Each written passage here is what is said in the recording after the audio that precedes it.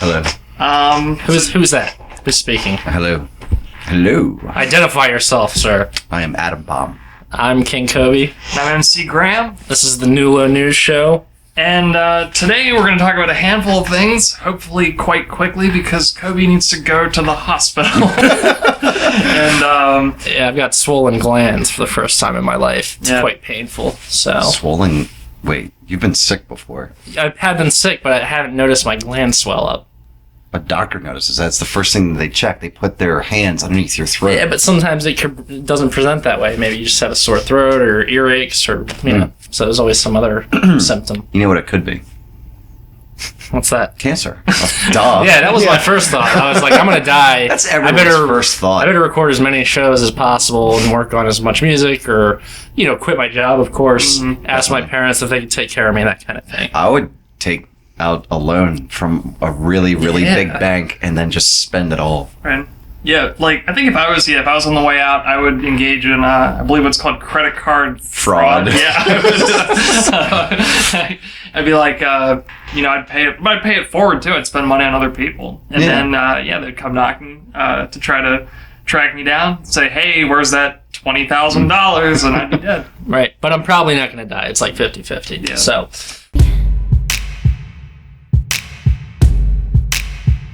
My friends and I, we've cracked the code. We count our dollars on the train to the party. And everyone who knows us knows that we're fine with this. We didn't come for money. So other than Kobe's imminent, possible, serious health Possible imminent. We have the royal baby. The royal baby was born. I don't want to talk about that fucking guy. Why? What's wrong with the royal baby? It's just a baby. I don't know if it's a small little boy who probably looks cute. Yeah, well, that's cool, but it's just as cool as one of the babies born in Essex today in some middle school, It's a little bit cooler. Yeah, I think it's equally uncool, personally.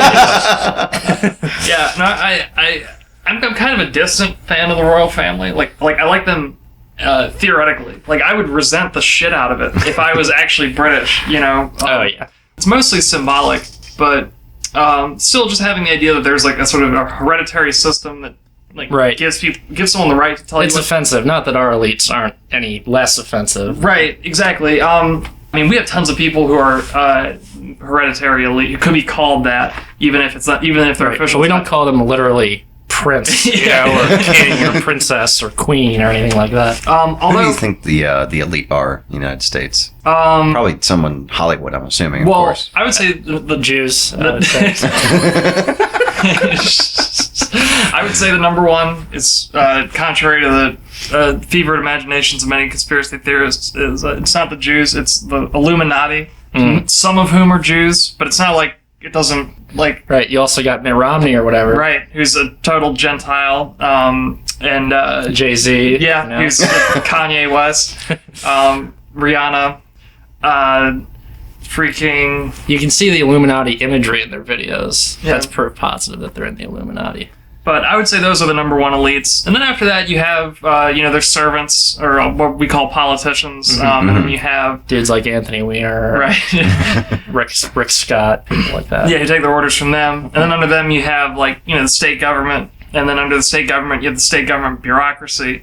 And under the bureaucracy, you have things like the police, law enforcement, things like that. Then under that, you have... your boss. You have your boss. Then under that, you have...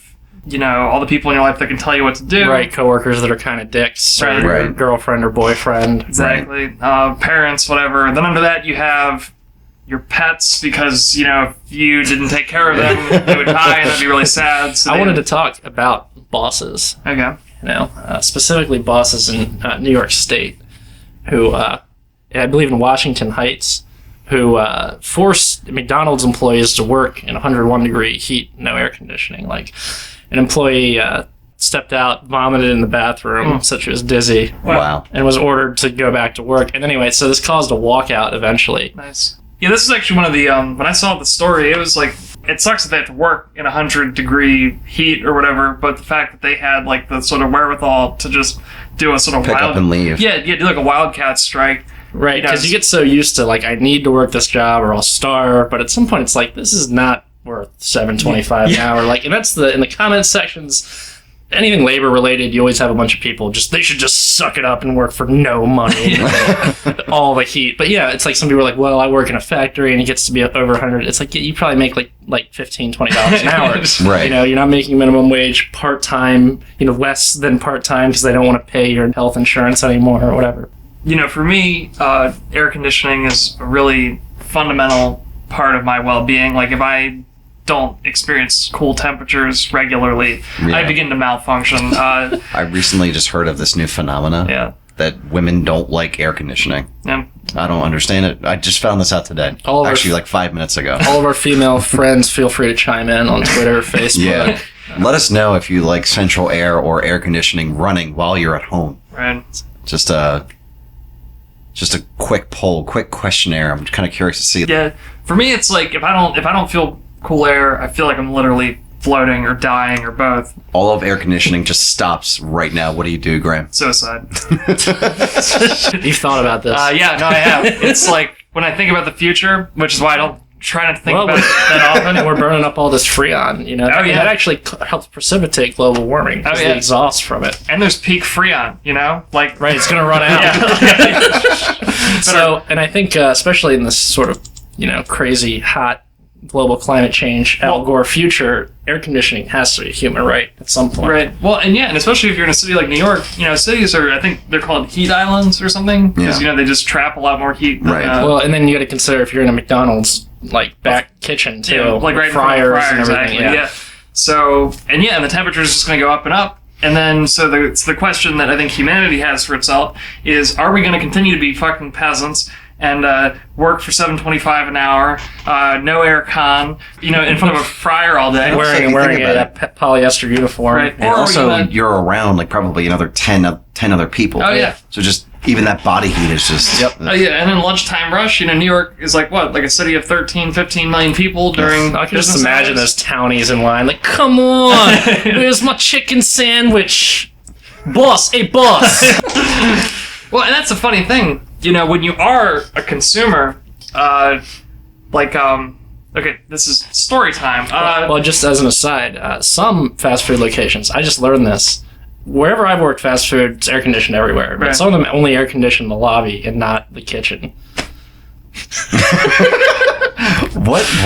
Who would do that? I mean, a lot of the year, it's it's a little warm, but it's not unbearable. So they figure they can save costs, but they want the customer to be happy. Well, the customer wouldn't come back and spend money, so that's why. But yeah, what I was trying to say is that there's story time. Yeah, there's a French commie named Guy Debord who I'd probably mispronounce that. He said that. He's been half our lives as fucking peasants, as serfs, getting, made to feel like shit by our bosses and working in front of the fryer, in 100-degree weather. And then we spend the other half of our lives as consumers of the spectacle of society, at which point we're treated like royalty, Mm-hmm. All the companies out there are like, you deserve, this fucking quarter pounder or whatever.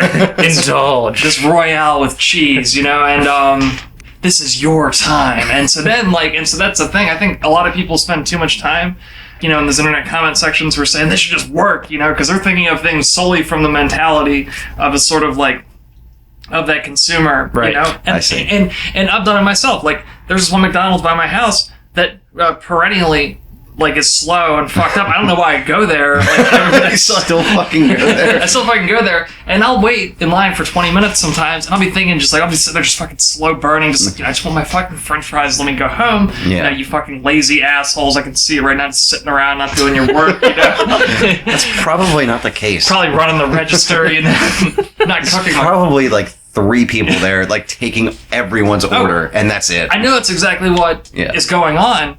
Well, because you've worked in a kitchen. Right, but you still get that emotive response, just give me my fries and let me go home. Because you think of them, when you're the consumer... Right, you're like, how hard is it? I could have already walked behind the counter and gotten that. Well, that's what also people think about pills and pharmacy as well. We recently had a customer service meeting just to remind us to smile and be happy and treat the customer. We need to give them blowjobs once a week. That way they can just spend their money on us. Right.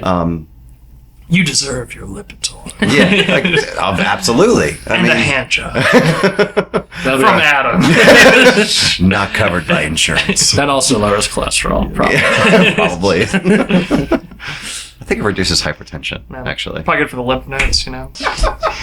But anyway, some people will just come up with just like, it's not going to take too long, is it? Like maybe like 5 minutes. I'm like, excuse you? That's what I want to say. It's like, calm the fuck down. Nothing takes 5 minutes anymore. Nothing does. Yep. Even a microwave dinner does not take 5 minutes anymore. Because you have to unwrap it, you have to type in 5 minutes, you know what I mean? Well, yeah, that takes halfway 20 through, seconds you have right to flip there. it over, you know. You might have to fucking turn it after 2.5 minutes. That's another 20 like you have seconds nothing right but there. time, you know? And it just kind of irritates me because it's kind of like the same situation where, say, for example, someone's just getting an inhaler. You know, okay, it's going to be a half-hour wait, ma'am. It's just like, it's just in a box. Like, why is it going to take a half an hour? It's like, there is this huge fucking wall that blocks everyone's vision because it's, you know, it's built there for privacy. Also, it's literally a counter where we will have 50 prescriptions at any given time just sprawled out so we can count and everything. Well, that's the thing. It's like they're the only people on Earth. Oh, absolutely. It's just like, you know, you could see the box of fucking Pro Air, like, in our pharmacy. Mm-hmm. You know, you can see it. I just have to grab it. I also have to punch it in the computer. Also, the 5 other people that want their 3 medications apiece, you know, it's just like, there are literally about 6 different things I need to do even before I can punch a prescription. Now, those 6 things don't take me 5 minutes or 10 minutes each to do that, though. It's just compounds of like 20 seconds here, 30 seconds here, 45 seconds there, a minute here. That's why it takes, 30 minutes per person on average. It's what we tell people. Yeah, you should tell them if you want your drugs right away, go to Mexico. Buy them over the counter. Yeah.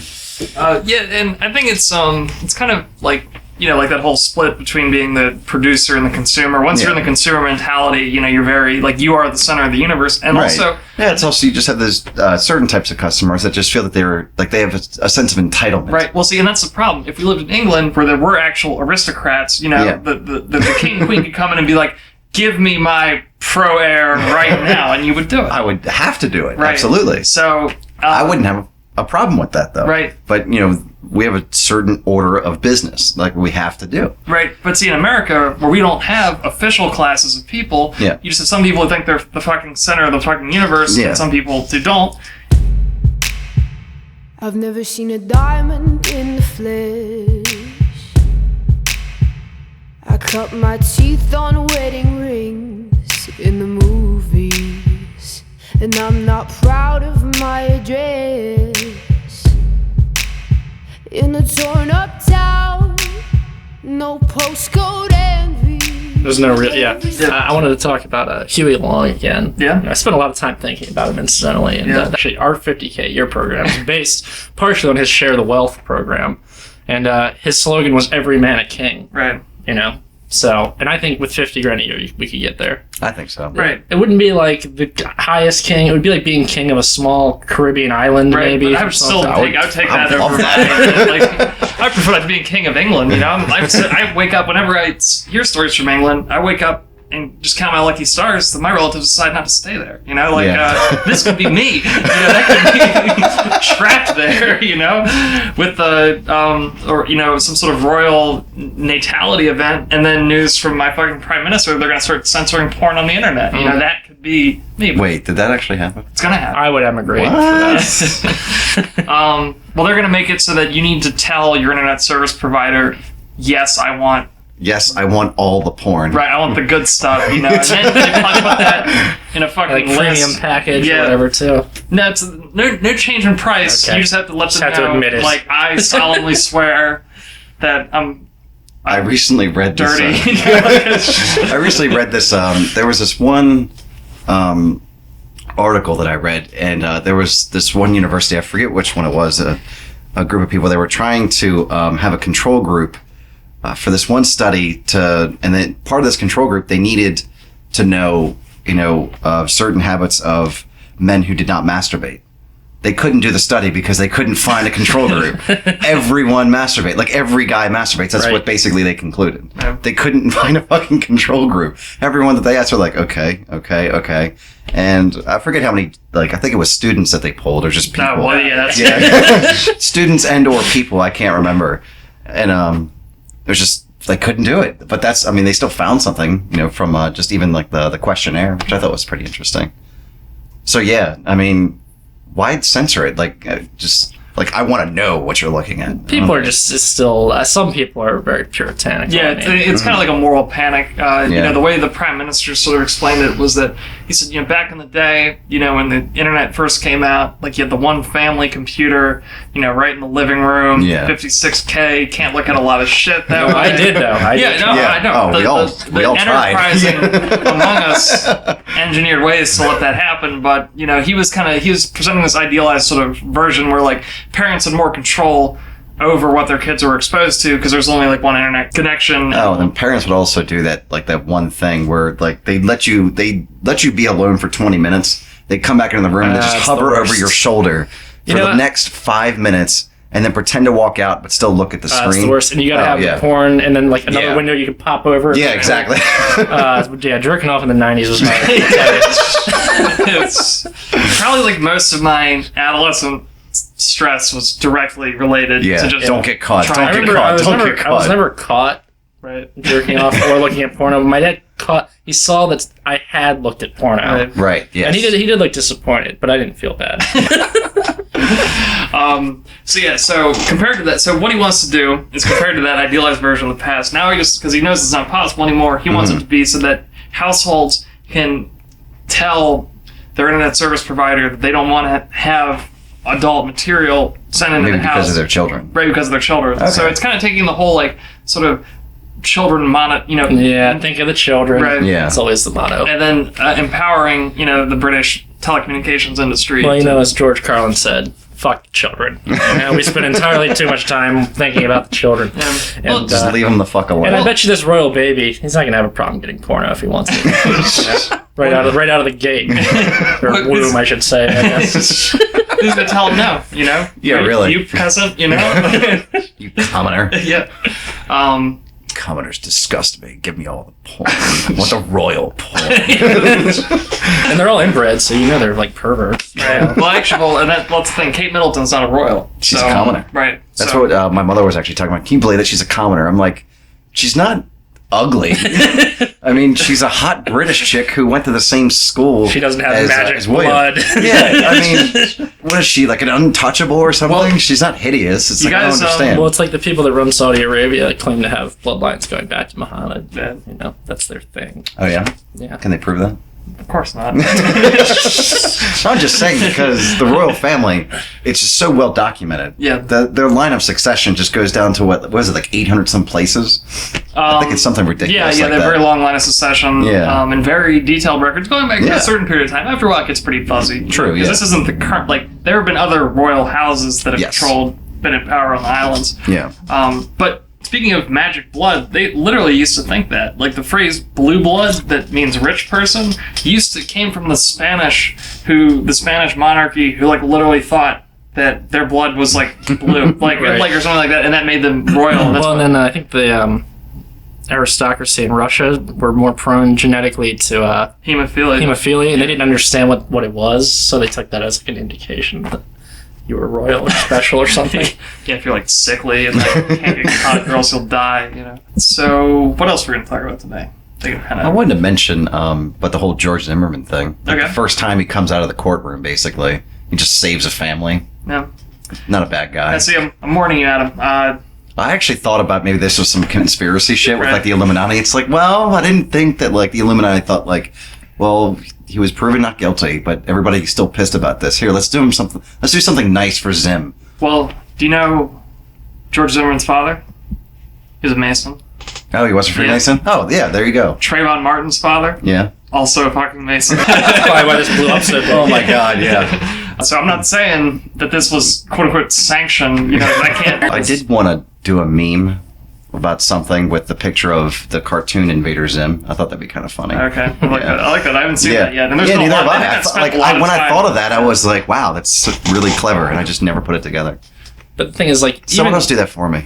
Well, even if Zimmerman did stalk a child in the middle of the night, murder him in completely cold blood, and laugh maniacally, and the court has decided that he did not do that. But if he did, it doesn't mean he couldn't save some people from it. It's like people aren't all evil or all good. Yeah. You know, all you have to do is read or watch a Clockwork Orange and understand this concept as told to you by a weird old British guy. Yeah.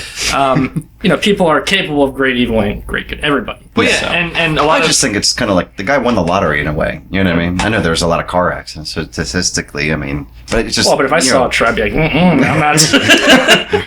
yeah, well, the fucking, I mean, he probably called 911. They probably told him to stay in the car. You know, So you don't have to get out of the car.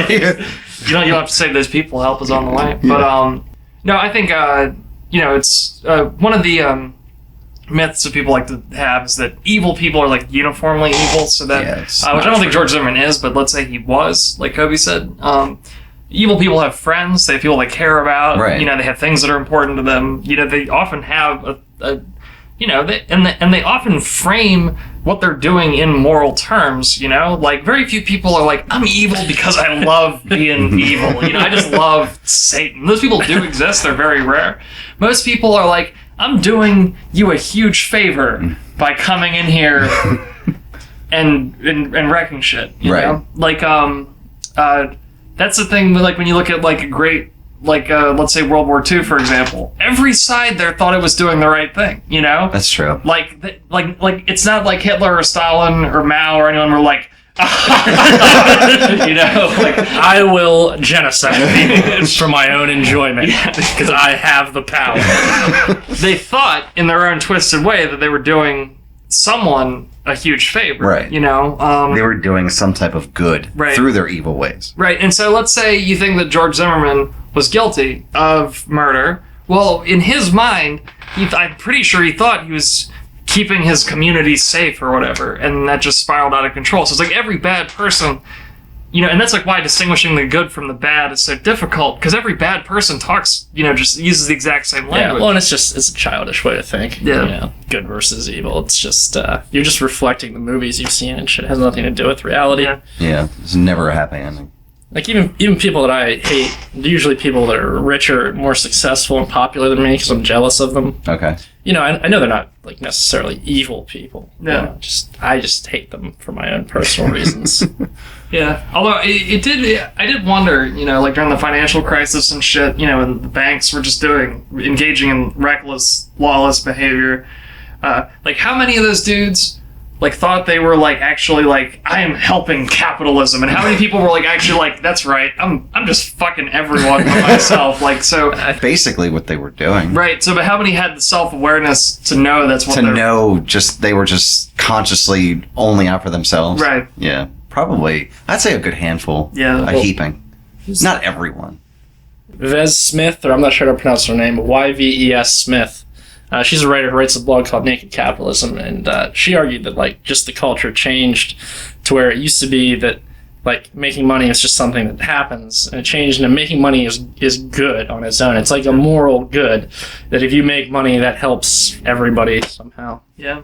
Oh, but, I mean, and that's been going back to, like, Calvinism or whatever. Like, he said that you can tell who is blessed by God because money will accumulate around him and stuff like that. Mm-hmm. And so that whole, like, you know, the much sort of, you know, maligned, like, Protestant work ethic, you know, the idea that just, like, accumulating wealth is a sign of godliness, you know, and that kind of can get translated, I think, into more or less secular terms. And that has been that's been the dominant ideology in America for a really fucking long time. I remember, you know, and it hits its most perverse form probably with finance capitalism in its current state. It was years ago. I was outside on a break at work, and there was this one guy. He came up to me asking me about my job, and if the company was hiring anybody. I said, I'm not sure, but, you know, you can apply in the store or online and everything. And then, you know, eventually he asked me for a few bucks. So I pull out some ones and everything. And, you know, so I start, you know, counting out my ones. He's like, how about a couple more dollars? You know, God's been good to you. God's been good to you, man. It's always good to shake people down when you're trying to get a job. You know, I guess it was kind of interesting. I mean, basically, he's kind of robbing me in a nice way. He's saying that God's been nice to me, but now you're taking my money. Right. But I remember telling Kobe the story years ago. I mean, I didn't feel like I was getting robbed. I mean, I gave the guy like $3 or $4. You know what I mean? But I told Kobe this story years ago, and Kobe just was like, "It's stupid." you worked for your money. God hasn't been good to you. He worked for every dollar. Yeah, It's not all like, of those fucking dollars I worked for. Yeah, it's not like you were just walking around and just money just rained down on you. Yeah. All right, well, Then the wind would be good to you. Yeah. all right, well, here's a question. Okay, so in the 50K a year platform, Yeah.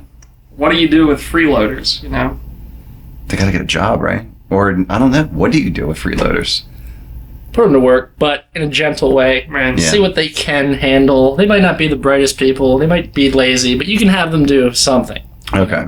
Kind of like we have to go away from the adage that you can do anything that you want, like when you grow up. Right. Yeah. Yeah. So let's steer away from that because sometimes That's obviously not true. yeah, like sometimes some people just need to be told that they will be this for the rest of their lives, Yeah, and no, they get to retire after 40 years of work. It reminds me of Louis C.K.'s bit where he's like, normal high school, they tell you can do anything you put your mind to. He's Yeah. like, you go to technical high school, they say you can do 4 things.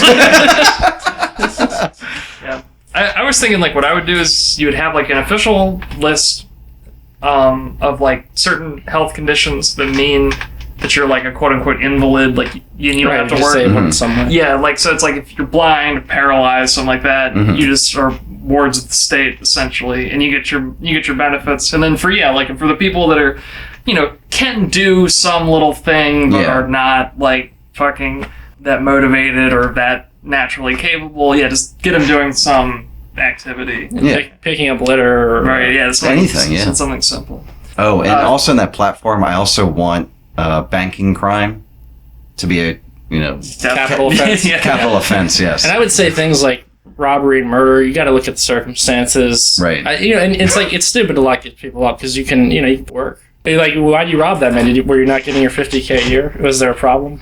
And then you could work it out with them. I want You also. A have mediator. Yeah. I also want marijuana possession under, an eighth or 30 grams, under that. Capital offense. Capital offense. Right. Yes. I mean, because I want everyone just to have a ton of it. Right. Just to say, And if you fuck have- you, we're doing our own thing And now. if you have more, it proves intent to sell, which shows ambition. Right. It does. You're Entrepreneurial actually working. spirit Yeah. should be It's a business plan. I And mean, you should be rewarded for that. absolutely. But Innovators if should be greatly rewarded. but I mean, if you have one joint, we'll just take you to court and convict you, and then kill you. I'd also say, We can't put you in prison for 30 years. It just seems stupid. We've never done that. Why should we start? and speaking of the people who do pick up litter, Yeah. littering will be also a capital offense. You did. I remember you did say Because that. it's like you're about to go to a trash can wherever you're going. There's going to be one. So what's the real? What could be the excuse? It bothers me right now. Right. I can't hold It's this. in my fucking car, in my hand. It's gonna that piece of plastic. It's just it's in my mind space, and it's also physically in my way when I'm trying to reach change. In my change tray. That's right. So litter, So I'm litter your just car and throw it in the garbage, and then we'll bury it under the earth. When I We can do just- it all the time. Or we'll burn it for fuel. Very green. This is all part of the platform. The official statement of principles will Yeah. contain numerous rambling asides directly taken from these recordings. Our economic platform has a surprising amount of, but really, you know what I mean. In it. I mean, come on. Why don't you understand me? Um, Your friend. Oh yeah, he lives in the Netherlands, and he said over there, and I don't know if this is true, that begging on the street is actually illegal. Like if the cops catch you trying to shake people down, they just take you to one of their welfare centers and sign you up for welfare, just so that That's amazing. so they're not. So it's not like there's no reason you can't take advantage of some of these services, so fucking go do it. But don't bother people on the street, I guess is what they're saying. Right. And the Netherlands is supposedly much nicer than here. Yeah, but Up in until America, it's- panhandling can, is pretty good bank. Right. It's more than $50K a year. I mean, if you do it full time, of course. Right. That's Probably even more so if you're a woman. That's the thing. If you look at people who do that, you could either figure out if they have any reasonable skills, or or if they're really fucking sick. Like sometimes I've seen homeless people who look like they have just something fucking wrong with them. Yeah. Like physically, and that it's probably not getting looked at all. Yeah. So just help those people out, and just let them, I don't know, freaking sleep in a cot somewhere or whatever. There was this one panhandler. I mean, he was just like, he wasn't necessarily physically unable to like walk around, but I knew he was sick. He had a certain condition that was that has no cure, and it's debilitating, and he would have it for the rest of his life. So is this a condition that you get by shooting drugs or something like that? Called theoretically heroin intoxication? But anyway, and he would panhandle. He told me a story and everything, and like how people have like helped him out. Like I gave him some money, and I would just talk with him. Other times I would just talk with him, and he barely asked like, you know, for anything, you know, and just kind of sit there with like stand there with his hat. And he seemed actually to me doing a lot better, like over like the course of like several months that he would be near my work. And, you know, then like during the winter, like, fuck, he's got a coat. That's awesome. You know, like things are looking up for him. Then he told me about this one story where, I don't know, a wealthy guy, you know, asked him like how much he needed. And that guy gave him about a third of it. And he was realistic about it. He's like, you know, thanks, but still, you know, like I still need 2/3 of this. You know what I mean? So he was still kind of realistic about a situation. But because of his condition, I just assume he's been dead for mad long now. Yeah. So. Well, to finish it. Because I'm sorry, just real quick though, because if you are a panhandler in America, like that is a job. You know, it can be. I remember there was like this one. Real quick, there was a documentary that someone was talking about at work where this one guy would make $100,000 a year just doing it. He'd wear the 2 same outfits when he was like going to work, quote unquote, and then the rest of his closet was just filled with like fucking Armani, Gucci suits and shoes and fucking everything like that. It would be cool though if it actually worked for the people that actually needed to do it. So if people like are like in a lot of debt, they just do it, get out of debt, then go in a welfare system, just kind of get some footing. Yeah. Because the people in America who do it, I mean, they don't go on welfare because it's more money if they just panhandle for the rest of their life. So finally, I guess to wrap this up, because we haven't talking about, you know, sort of people just wandering around without any work to do. What would happen to the 50K a year plan, quote unquote plan, is I was reading, I posted this on the page, but there was some story in, like, I think it was Texas or whatever, about like the police there discovered like a handful of dudes and a few chicks, like I think it was 7 people in total, who'd been like held prisoner in someone's house, like for like years, and all he was doing is collecting all their disability money. Wow. So yeah, they all ranged in age from like 50 to 70 or something. Yeah, and some of them were like veterans or whatever, and had like veterans So benefits. he just kept everyone under the same roof, changed their address to his place. Yeah. And just cash their checks for them. It's a little bit nicer than killing them and then continuing to collect their checks. It's true. Which also happens. Right? Yeah. And sometimes, yeah. And I have nothing to say about that case other than the fact that it happened. And it does seem like this sort of thing happens. Like, I haven't heard of this shit. Maybe it does happen in other parts of the world, right? Like, every now and then in America, you get a case where someone's just holding people hostage and taking their disability money or whatever. And I haven't, maybe I'm just not reading the right news, but no one else does that, as far as I can tell. And I have no fucking idea why, you know? Like, why is that our big, like, to me, that might be our national crime. You know, the one thing that fucked up Americans do. Yeah. That no other. Really, because who could do that? Yeah. You know? It's, like, I know I said there are no totally evil people, but, right. Like, really? Yeah, and what's that person's internal monologue like, you know? Well, I'm not killing them. Yeah.